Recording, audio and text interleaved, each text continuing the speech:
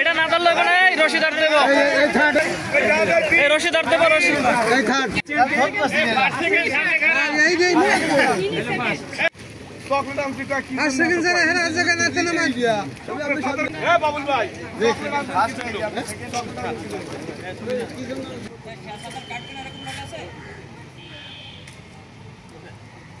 আমরা আজকে সাঁতার প্রতিযোগিতায় আয়োজন করলাম।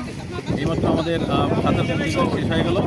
আমাদের প্রথম, দ্বিতীয়, তৃতীয় তিনজন আমাদের প্রতিযোগী নির্বাচিত হয়েছে এবং আশা করা যায় যে এরা ভবিষ্যতে আরও বড় বড় প্রতিযোগিতায় অংশগ্রহণ করবে।